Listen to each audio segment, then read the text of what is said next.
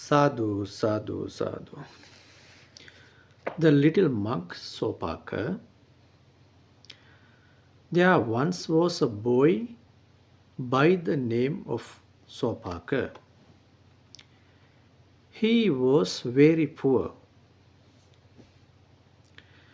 When he was only 7, his father died and his mother married another man.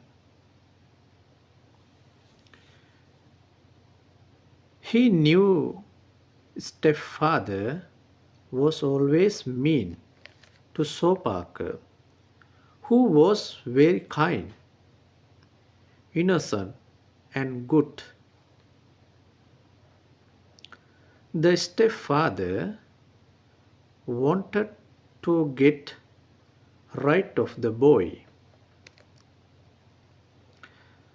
He took Sopaka to a cemetery and left him there. As the night fell, Sopaka became really afraid. He started crying and asking for help.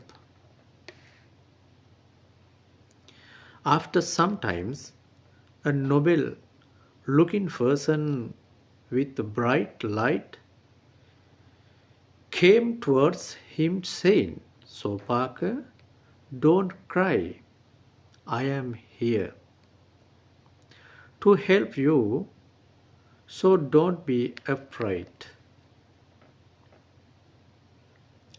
If was the Buddha, Sopaka went to the Jetavana monastery with Buddha. The Buddha bathed him, gave him food and to eat, clothes to wear, and consoled and comforted him. Meanwhile, Sopaka mother was looking for her son. Early next day, she went to see the Buddha for help. Why are you crying, sister? Asked the Buddha. I have only one son, and since last night he has been missing. My second husband took Sopaka for a walk, and the little boy never returned home. Don't worry, sister. Your son is safe. Here he is.